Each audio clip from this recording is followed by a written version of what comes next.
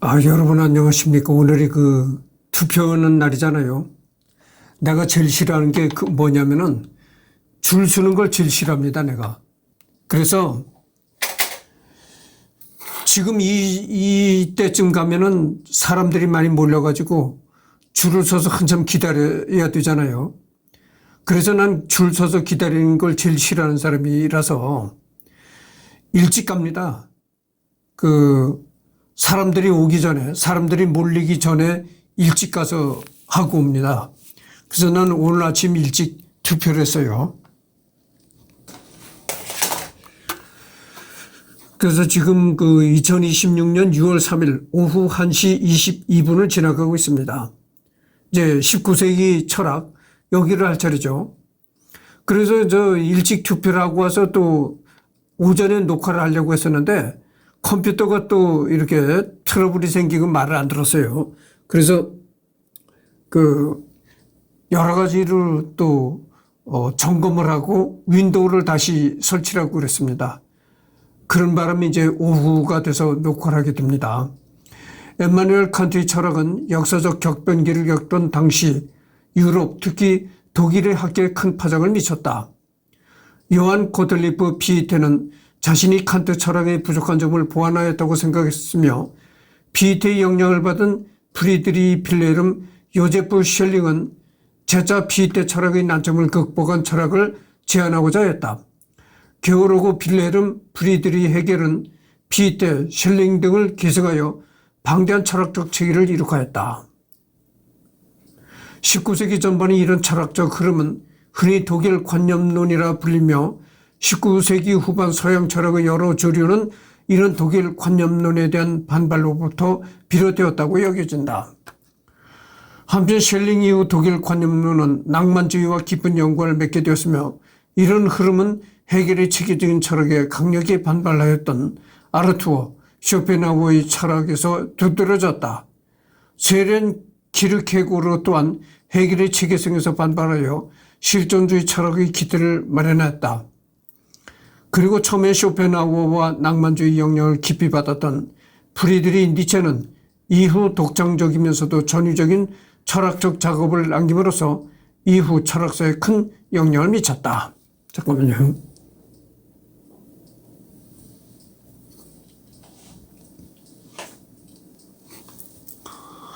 더불어 19세기는 과학혁명을 거치면서 자연과학이 본격적으로 철학으로부터 독립된 시기이기도 하다. 오기스트 콩트 등 사회과학의 선구자 또한 그런 실증주의적 태도와 깊이 연관된다. 그리고 이와 다른 맥락에서 독일 관념론 및 실증주의 등 당대 여러 철학적 조류가 칸트 철학의 정신을 충분히 이해하지 못했다는 점에서 비롯됐다고 보는 신칸트주의 또한 발행하게 되었다. 그러니까 19세기 들어서는 이제 과학적 마인드가 상당히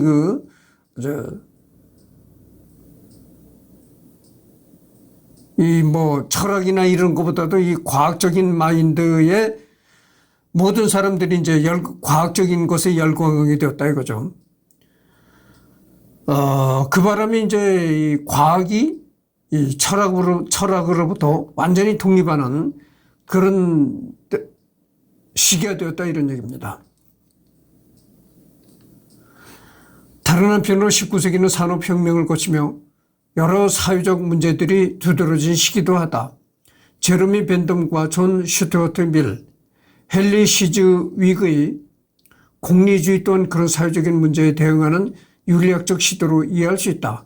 이런 문제들에 대한 보다 본격적인 조명은 사회주의, 아나키즘 등 여러 이데올로기가 사회적으로 큰 파장을 낳음으로써 본격화되기 시작한다. 대표적으로는 루트비 포이어바흐 등 헤겔 좌파를 비판적으로 계승한 카를 마르크스는 철학자가 세계에 대한 해석에서 머무르지 말고 세계를 변화시켜야 한다고 주장함으로써 철학계만이 아니라 전 지구 사회에 막대한 영향을 미치게 된다.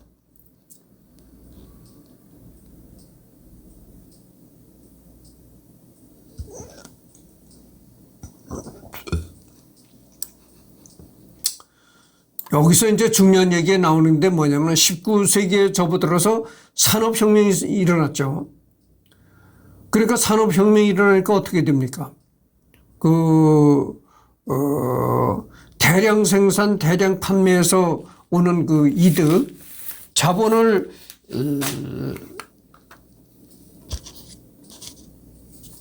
축적하는 자본가가 나타나고, 그 이제 자본 사회가 발달하게 되는 거죠. 그리고 여기 보면 카를 마르크스,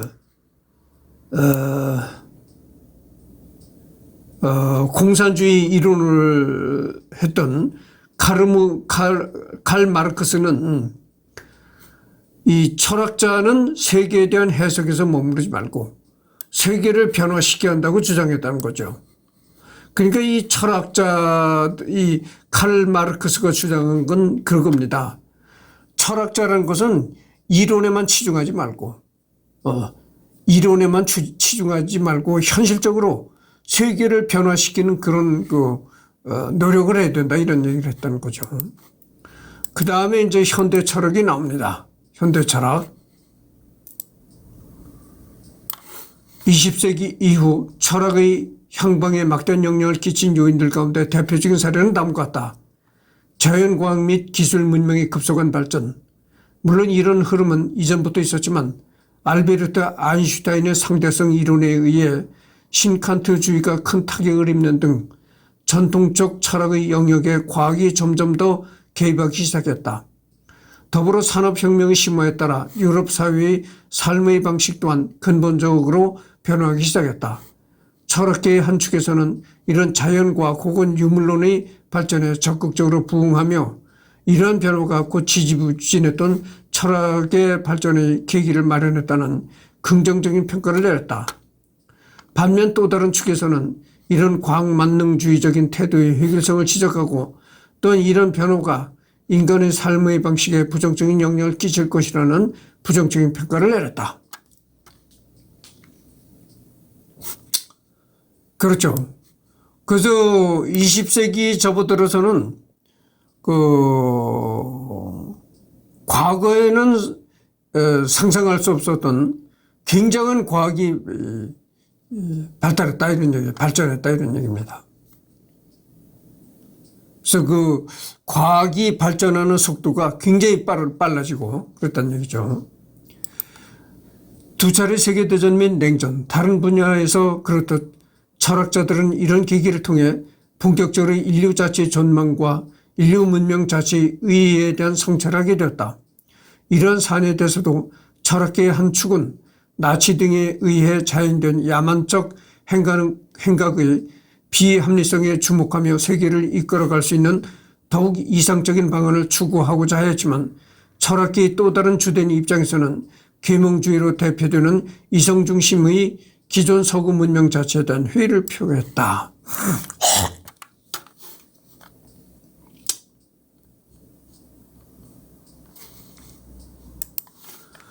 이러한 계기들은 20세기 중반 이후 서양 철학계의 사회학적 구조를 결정하는 데 큰 영향을 미쳤으며 서양 철학의 연구가 비단 유럽 및 아메리카만이 아니라 대한민국을 포함해 전 세계로 확대된 21세기 현재까지도 어느 정도는 지속되고 있다.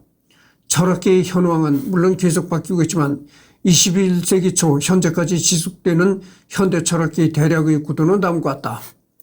에드먼트 후설이 창시한 현상학은 사태 자체로 돌아가라 라는 기제를 중심으로 초월적인 형이상학과 동시에 과학 만능주의를 모두 배척하는 대신 모든 선입견을 버리고 오직 우리에게 주어진 현상만을 중심으로 철학을 개진할 것을 제안한다. 후설 이후에도 이러한 현상학적 방법은 모리스 메를로 퐁티 등 여러 유력한 철학자들에게 계승되며 현재까지도 큰 세력을 이루고 있다. 더욱이 현상학은 아래 서술들 이후 여러 현대 철학 사조들의 성립에 직접적으로 큰 영향을 미쳤다. 후설을 사사한 마르틴 하이데거의 철학은 명백히 현상학에서 출발했지만 현대 기술 문명에 대한 회의를 표하는 후기 철학으로 갈수록 후설의 현상학과는 차이가 벌어진다는 견해가 일반적이다. 한스 게오르크 카다모의 해석학은 현상학 및 하이데거의 철학에 직접적인 영향을 받는 예시다. 더불어 하이데거 자신이 의도했건 아니건 하이데거의 철학은 세렌 키르케고르로부터 비롯된 이른바 실존주의에 큰 영향을 미쳐 장폴 사르트르 및 알베르 까미 등 20세기 사회 문화사에서 중요한 인물들의 사상적 토대를 마련했다. 그래서 그 20세기 여기서 이게 뭘 말하느냐면 이런 얘기를 말하는 겁니다.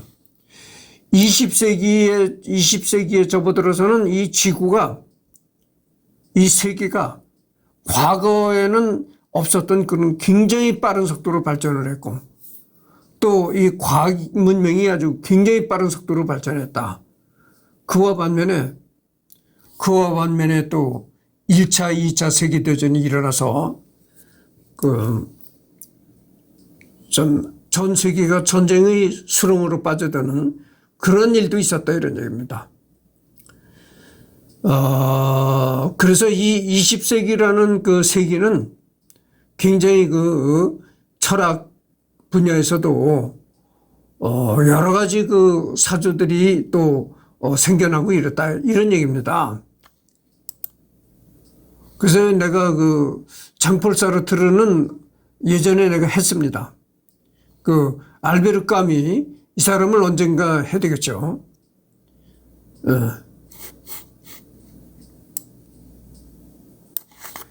20세기 전반부터 앙리 베르그송 등 독창적인 철학자가 활동했던 프랑스의 경우 장폴 사르트르 등 현상학의 영향, 정신분석학의 영향, 페르디낭 드 소슈르 및 클로드 레비스토로스 등 구조주의자들의 영향을 받으면서 독특한 지형도가 형성된다. 20세기 중반 가스통 바슐라르나, 자크 라캉 등의 철학은 이후 미셸 포코나 질 딜뢰즈, 자크 데리다 등으로 대표되는 프랑스 현대 철학의 정체성을 형성하는 데 기여하였고 이런 현대 프랑스 철학은 포스트 모더니즘의 철학으로 불리며 문학 및 영화 등 많은 문화 영역에 영향을 미치고 있다. 더불어 테오도르 아도르노를 시작으로 하여 위르겐 하버마스까지 이어지는 이른바 프랑크푸르트 학파의 비판 이론은 정통 마르크스주의 빈자리에서 여전히 사회철학의 영역 가운데 많은 지분을 차지하고 있다.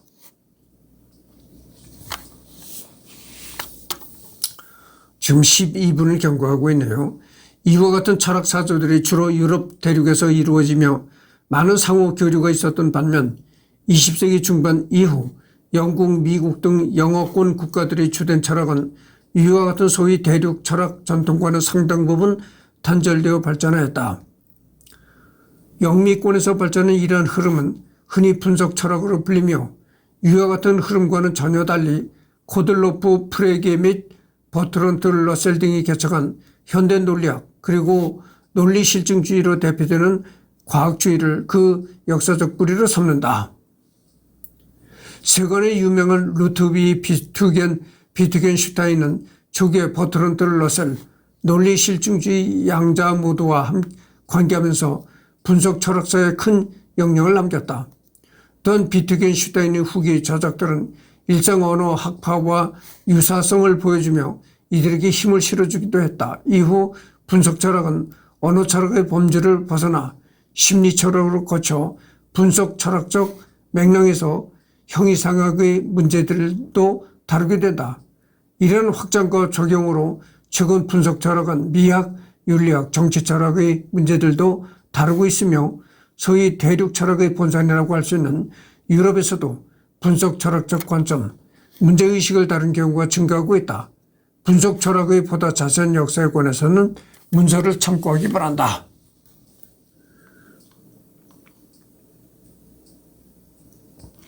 잠깐만 기다려 주십시오.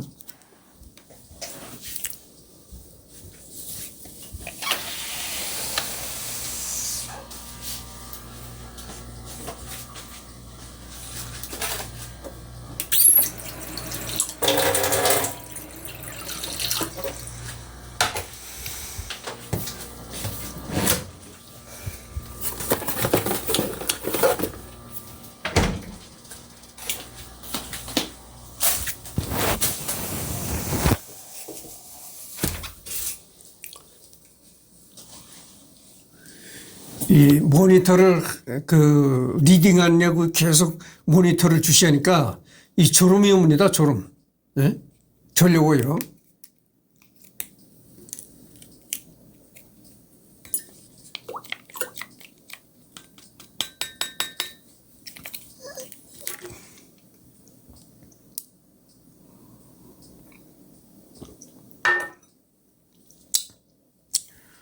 남들은 주말이 되면 운동을 하잖아요. 그 주말이 되면 왜 운동을 할 거예요? 평소에는 몸을 안 움직이는 거야. 그리고 뭐 사무실에서 사무직을 한다거나 이런 사람들이 몸을 움직일 수가 없죠. 그러니까 이제 주말이 돌아오면 주말이나 휴일이 돌아오면 그때 운동을 하는 거죠. 그래서 주말이 되면 뭐 등산을 한다든지 이렇게 몸을 많이 움직이는데 나는 평소에 몸을 움직이는 일을 하다 보니까 오히려 주말에는 몸을 움직이지 않습니다. 그래서 뭐 가만히 앉아서 유튜브나 하고 그렇지 않으면 여행을 떠나고 이런 거죠.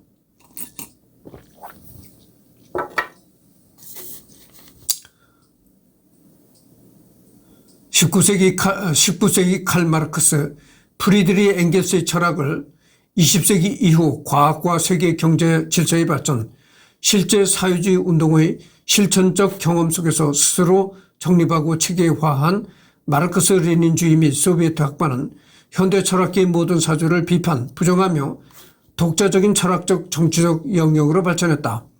마르크스 레닌주의는 서유럽이 아니라 주로 동구권과 아시아, 남아메리카, 아프리카 대륙에서 자리 잡고 발전했다.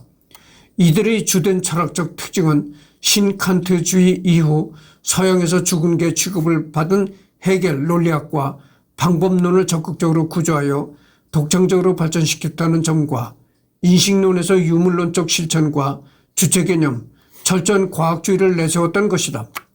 소련 해체 이후 일부에선 죽은 철학 취급받고 실제로 연구도 상당히 줄어들었지만 이미 마르크스 레닌의 연구가 활발하였던 80년대 동구권 철학자들은 포스트 모더니즘과 같은 현대 사조를 철저하게 분석하고 비판했다. 현대 들어서는 이런 잊혀진 동구권의 연구 결과를 발굴해내는 작업이 주로 진행되고 있다. 여전히 사회주의 국가의 주된 철학사조이며 자본주의 국가에서는 역사적으로 그랬듯이 노동운동의 철학적 교조 중 하나로 인정받고 있다. 그래서 여기 보면은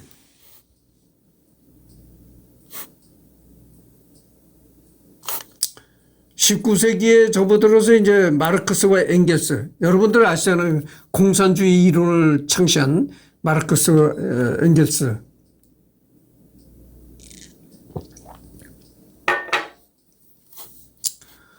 그래가지고 그것이 공산주의 이론만 있었던 것이 아니고 실제 그 소련에서 원래는 러시아에 있었는데 러시아 황제가 이제 통치라는 그 러시아를 무너뜨리고 공산주의 국가인 소련으로 이제 했던 것이죠. 소련이라는 게 뭡니까? 소비에트 연방, 그거를 줄여서 소련이라고 하잖아요.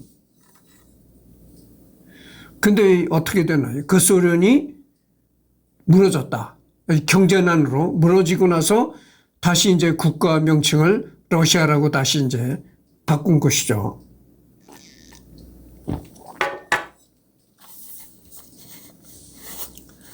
그래서 이제 러시아가 붕괴되고, 소련이 붕괴되고, 소련 시절에 사용했던 이제 국기도 이제 변경을 했던 것이죠. 그래서 이 19세기 철학은 이 주로, 마르크스와 엥겔스의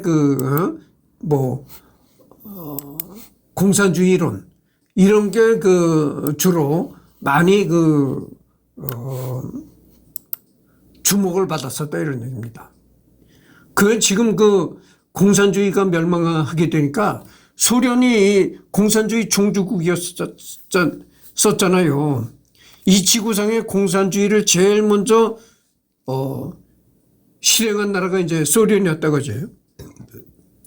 근데 소련의 이제 공산주의가 무너지고 그런 결과가 오니까 이제는 뭐 칼 마르크스 그다음에 엥겔스 이 두 사람이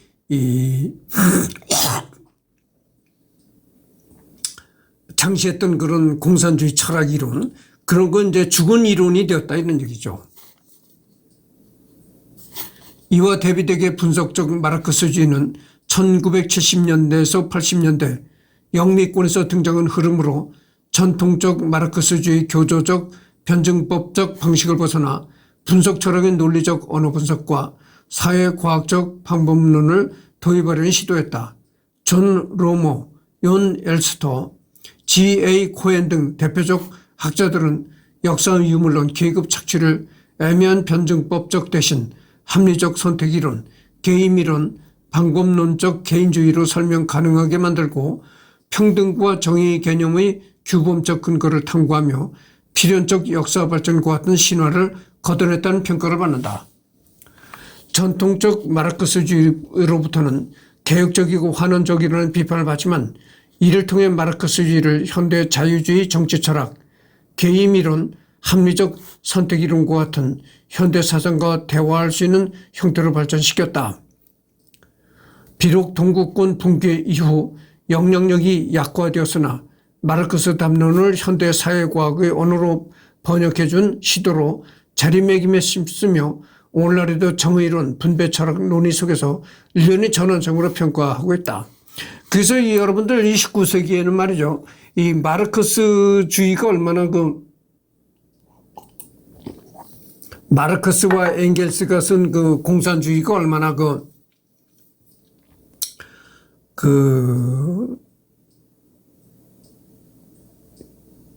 사람들한테 어필이 됐었냐면은 이때 좀 이렇게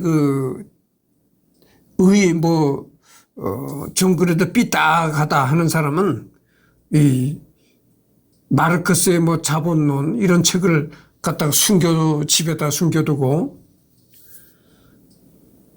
그러다가 이제 경찰에 붙잡히는 지금은 지금은 우리나라가 상당히 좀 좋게 말하면 관대해졌다고 할까. 그래가지고 지금은 그렇게 마르크스와 엥겔스의 서적을 갖다가 읽어도 잡아가지 않는다고 봅니다. 잡아가지 않아요, 지금은. 근데 예전에는 상당히 우리나라가 좀, 아주 반공에 너무나 강하게 할 때가 있었어요. 이승만 대통령, 박정희 대통령 이럴 때는 마르크스주의 사상이나 이런 걸 조금이라도 접한다 하면 즉시 잡아가고 그랬습니다.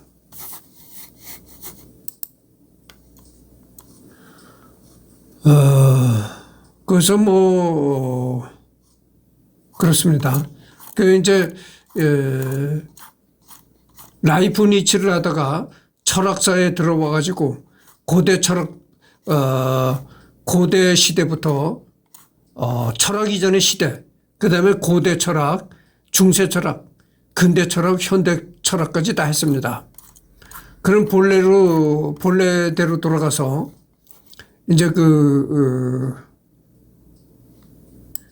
라이프니츠의 생애를 하는 그런 걸 하겠습니다. 근셈이 근대 신학이라고 나오네요.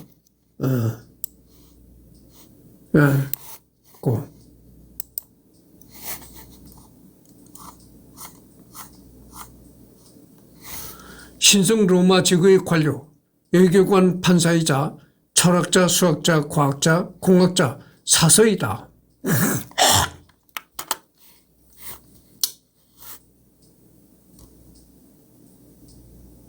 1646년 7월 1일 신성 로마 제국 작선 선제후국의 라이프니츠에서 태어났다. 그는 법학 교수였던 아버지 프리드리 라이프니츠와 어머니 카타리나 슈무크 사이에서 태어났으며 어린 시절부터 라틴어와 그리스어, 고전 문헌에 흥미를 보였다. 아버지는 그가 6살 때 세상을 떠났고 이후 어머니와 가정 환경 속에서 독학으로 수학과 철학, 신학, 언어학 등을 공부하였다. 그는 14살이 되던 1661년에 이미 라이프치히 대학교에 입학해서 철학과 수학, 법학을 공부하였다. 지금 25분을 경고하고 있습니다. 라이프니츠는 젊은 시절부터 철학과 과학, 법률에 이르기까지 다양한 분야에 걸친 학문을 설립하였다.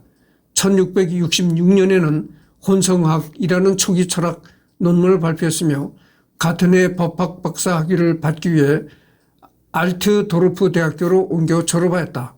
학위 취득 후에는 법률가로서 활동하기도 했고 당시 유럽 여러 국가에서 외교와 정치 문제에도 관여했다. 그는 교회 통합이나 국제 정세에 관한 조언을 위해 독일, 프랑스, 이탈리아, 오스트리아 등지를 여행하며 다수의 고위 인사들과 교류했다.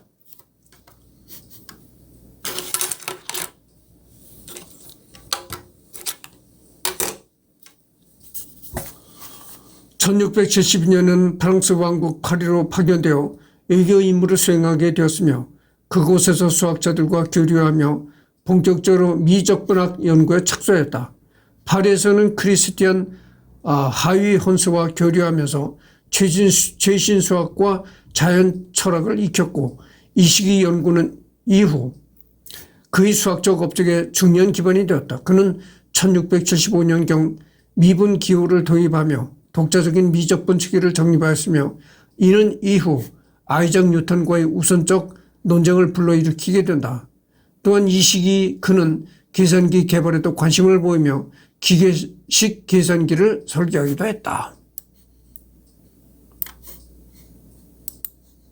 여기 나오잖아요. 미적분 수학을 이 사람이 만드는 겁니다.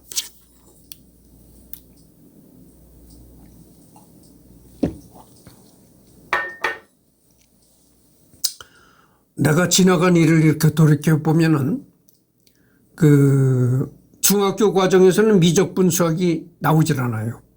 그러니까 중학교 과정의 그 수학 교과서에는 미적분이 나오질 않는데 고등학교 올라가서는 이 수학식 수학 교과서에 미적분 수학이 이제 등장한다 이거죠. 예, 그 미적분 수학을 이 라이프니츠가 이제 만든 거죠.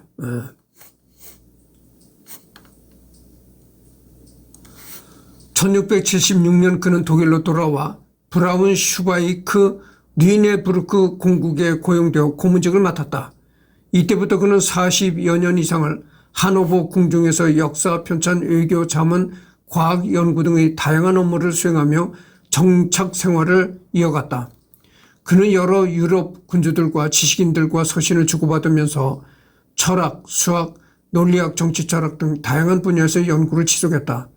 또한 언어학, 중국 철학, 기호체계 등에 대해서도 폭넓은 관심을 보이며 백과사전적인 지식을 집대성하려는 시도도 하였다.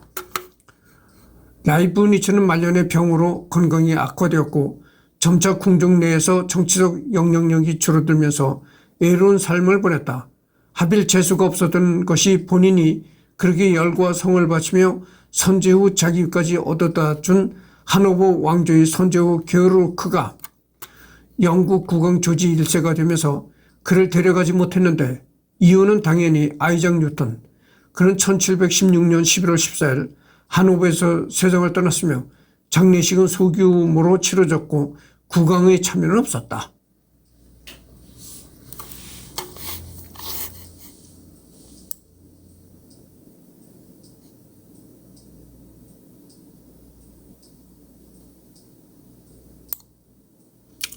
지금 30분을 경고했습니다. 이성 및 영향력. 라이프니츠는 수학, 물리학, 철학, 공학, 의학, 정치학, 지질학, 심리학, 도서관학 등 자신이 흥미를 가진 거의 모든 분야에서 주목할 만한 업적을 남겼다. 일반적으로 역사의 이름을 남길 정도의 업적을 세운 인물들은 특정한 한 분야를 중점적으로 뛰어나는 것이 대부분이지만 라이프니츠는 모든 분야에서 뛰어났던 인물로 레오나르도 다빈치, 존 폰 노이만 등과 함께 다중천재의 전형으로 꼽힌다.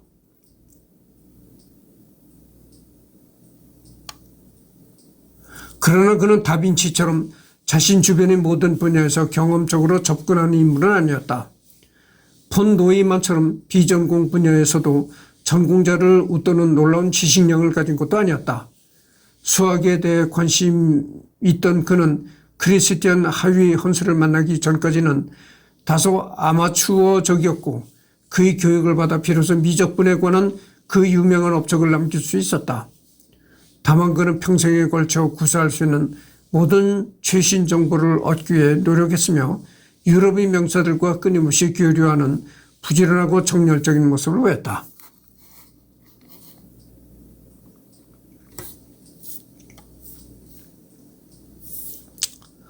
한편으로 그의 관심사는 주로 형이상학, 신학 그리고 교회의 일치운동에 집중되어 있었다.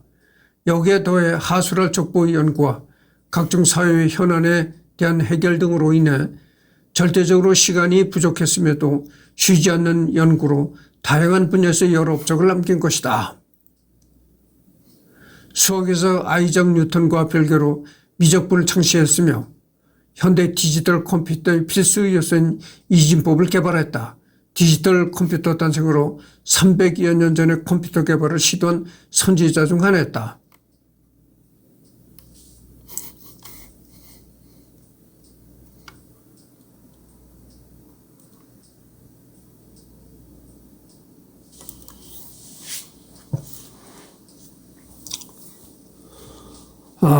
지금 그 모니터를 자꾸 보니까 그 졸려서 커피도 마셨는데 그래도 좀 그렇습니다. 그래도 좀 이렇게 졸음이 오네요. 물리학에서 동력을 구해냈다. 지질학과 관련해 지구 안에는 액체성대 내핵이 있을 것이라고 예측했다. 의학에서는 신비주의적인 중세의학이 철저한 실험과 교차 검증을 사용하는 방향으로 변해한다고 설파했다. 사서 생활 중 도서 분류 시스템을 개발했다. 프로펠러, 물펌프, 채광기계, 증기기관, 바닷물 담수화 이론 등을 개발하는 등 공학에서도 다양한 발명을 해냈다. 국민보험과 세금 개혁을 제안했다. 유럽연합의 탄생을 300년 전에 예견했다. 인터넷의 아이디어를 제시했다. 초기 게임 이론과 유사한 이론을 발명하기도 했다.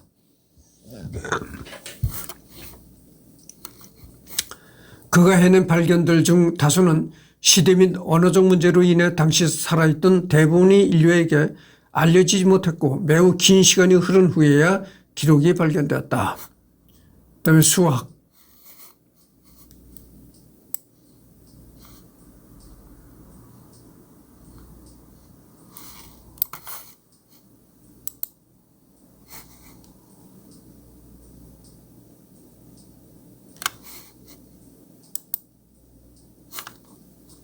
미적분학. 가장 유명한 업적은 아이작 뉴턴과 동시대 미적분 이론을 발명한 것. 라이프니츠가 미적분을 개발하게 된 계기에 대해서 유력한 설은 파스칼, 페르마, 베로우, 케플러 등이 말로 풀었었거나 다소 직관적으로 다뤘던 미적분학적 아이디어들을 기호를 활용한 체계적인 수식어로 표현하고 싶었다는 것이 설이다. 그런데 라이프니츠가 독자적으로 미적분을 발명하는 것에 대해 의심을 가진 사람이 있었다. 결국 누가 미적분을 먼저 발명했는가에 대해 싸움이 벌어졌다. 시기적으로 뉴턴이 1666년쯤 미적분을 발명했고 라이프니츠의 발명 시점은 1675년이다. 1675년 라이프니츠는 미분의 기호 T와 적분의 기호 F를 구현하여 미적분학 문제들을 풀어내었고 이들을 자신의 노트에 기록해 두었다. 라이프니츠는 1676년 10월 런던을 방문하여 수학자 존 콜린스와 서로 연구를 공유하며 여러 수학적 논의를 나눈다. 그때 라이프니츠는 콜린스로부터 뉴턴이 1669년 작성한 논문 무한급수의 방정식에 대한 해석을 받아보게 된다. 이 논문은 우월보를 담고 있으며 출판되지 않은 채로 연구의 수학자들 사이에서 공유되고 있던 논문이었다. 표절 의혹을 제기한 이들은 이 사건을 문제 삼았기도 했지만 라이프니츠가 뉴턴이 논문을 봤던 시점에서 이미 라이프니츠가 자체적으로 미적 분학을 완성시킨 상태였기 때문에 결과적으로 뉴턴의 논문이 큰 참고가 되지 않았을 것으로 추측된다. 시간이 흐르고 뉴턴이 발표를 미루고 있을 때 적극적인 성격의 라이프니츠는 미적분을 정리하여 1684년 독일 학회에 발표했다. 그 후 1687년에 아프리카 프린티어를 출간하며 미적분을 발표하게 된다. 계속 깜빡깜빡 졸립네요. 밤에 잠을 많이 자는데도 이렇게 졸렵네요. 이렇게 졸려올 때는 좀 이렇게 눈을 잠깐 붙이고 하는 것이 좋습니다. 근데 이제 36분을 경과했으니까 조금 더 이제 해야 되겠습니다.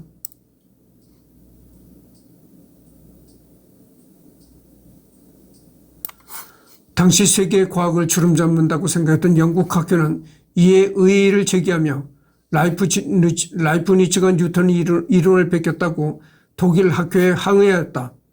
라이프니츠가 뉴턴이 출판 전 논문과 편지를 읽어보았다는 사실을 문제 삼은 것이다.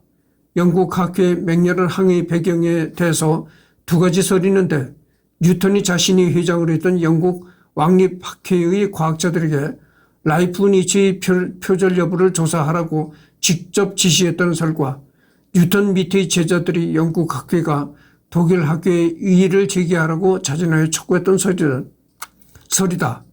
다만 평소 뉴턴이 권위적이고 괴팍한 성격 때문에 통설로 받아들여지는 쪽은 전자이다. 결국 나중에 국제분쟁에서는 영국과 독일의 과학자들 사이의 힘겨루기처럼 커졌는데 이것이 단순히 누가 이론을 발명했는지 진실을 가리는 것이 아닌 어느 국가가 과학의 선두주자인가에 초점을 둔 사건이었기 때문이다. 그러나 왕립학교를 중심으로 뭉쳐있던 영국 학계와 달리 신성 로마제국 소속된 여러 군소 연방 국가들로 나누어져 있던 독일 측의 파워는 미진한 편이었다.